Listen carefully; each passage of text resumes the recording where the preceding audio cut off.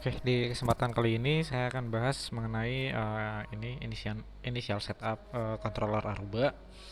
Nah, di sini kalau teman-teman pengen setup awal ya, biasanya sih menggunakan kabel konsol. Teman-teman bisa hubungin dari laptop ke controller Arubanya di port konsol. Nanti teman-teman lihat aja di device manager itu masuknya ke port serial berapa itu. Nah, nanti tinggal diakses di aplikasi booting. Nah, untuk tampilan awalnya setelah di booting itu akan seperti ini. Nah, yang pertama-tama kita pilih full setup agar nanti bisa di custom ya. Nah, ini yes saja buat auto provisioningnya. Nah, untuk nama controllernya di sini teman-teman bisa custom, misalkan mau controller apa gitu. Di sini cuma saya masih menggunakan bawaan sistemnya aja ya. Jadi tinggal di enter aja untuk switch role-nya. Nah, di sini teman-teman pakai stand alone.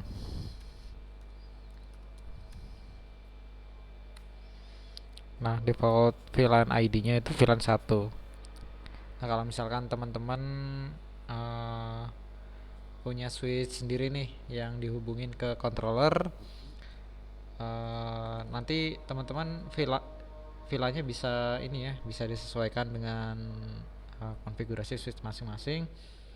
Nah, di sini VLAN yang dimaksud itu VLAN untuk IP management controller Arubanya. Jadi agar nanti bisa di remote di web GUI-nya.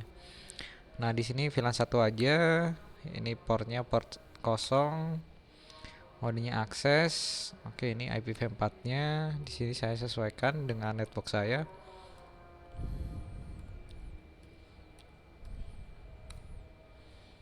Oke.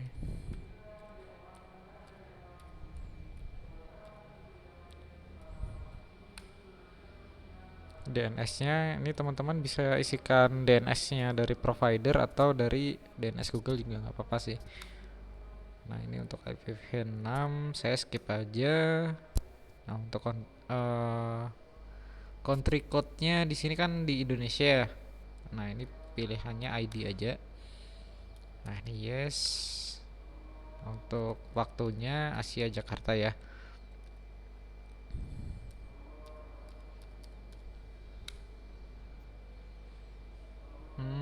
Nah, ini di sini sih masih ada kesalahan di waktunya.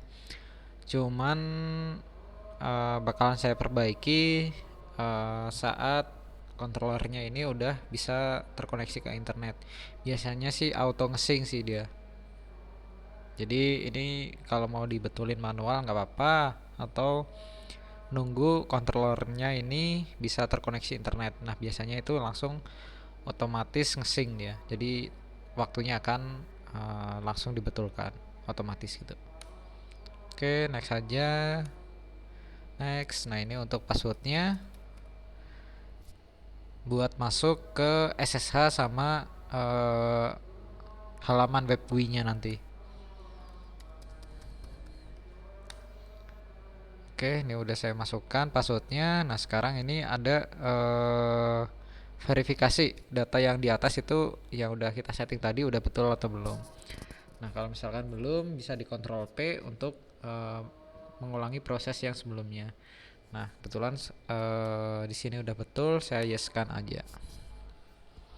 Nah, ini controllernya bakal nge-restart.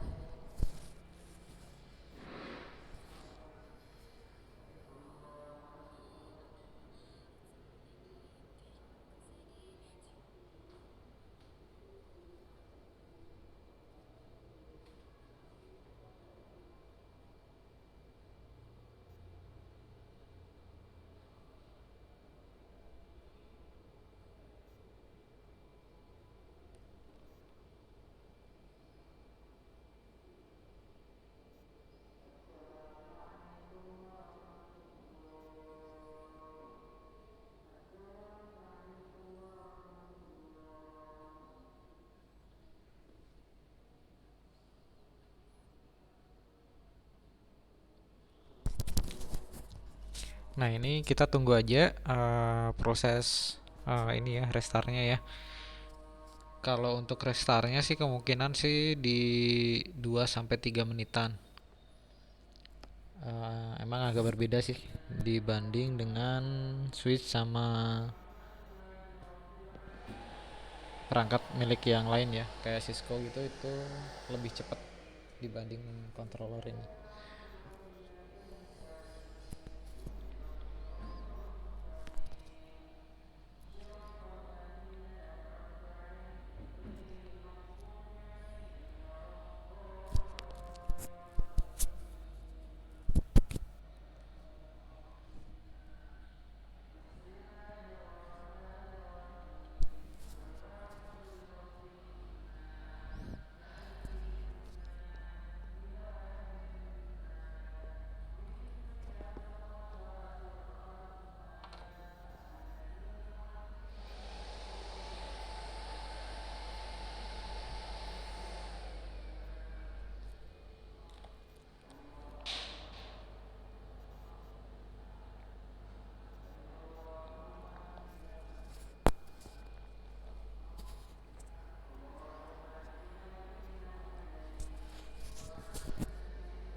Nah, ini dia booting sambil ini ya, sambil verifikasi.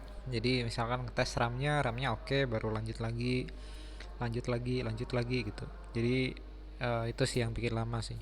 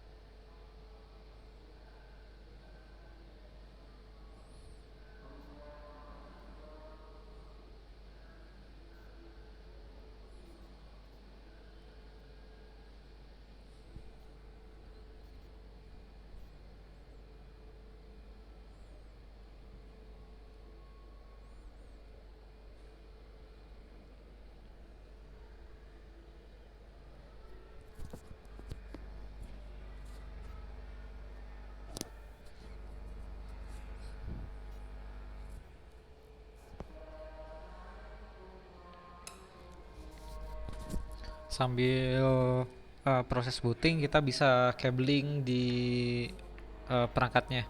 Kita bisa hubungin ke switch yang ada di netbook kita. Nah, ini saya hubungin controllernya ke switch saya.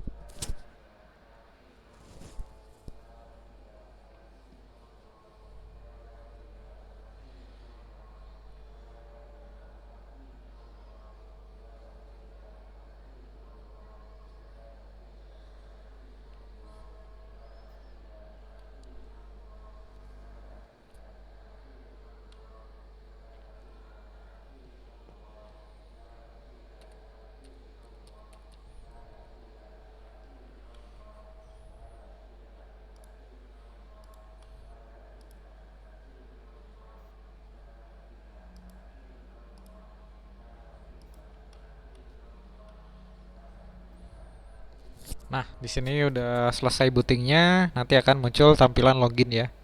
Di sini kita disuruh masukkan username. Kita masukkan username-nya admin, passwordnya yang kita setup di awal tadi. Nah, di sini udah masuk di tampilan CLI-nya. Sekarang kita cek di tampilan web GUI-nya. Satu tik dua ya. Nah, kayak gini nih. Nah, kalau bisa bukanya jangan di Firefox, bukanya di Internet Edge atau di Google Chrome harusnya bisa sih, atau di Internet Explorer. Karena ini ya, ada kesalahan sertifikatnya. Kadang di Mozilla Firefox itu harus disetting lagi, jadi tampilan login pack-nya Aruba ini nggak bisa dibuka.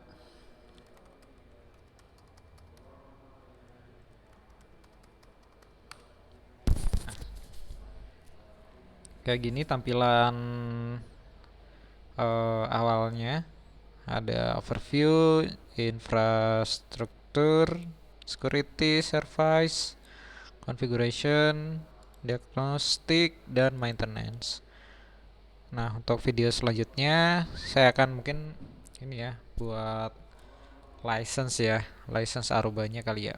Jadi buat masukin license ke controller. Oke, sampai jumpa di video selanjutnya.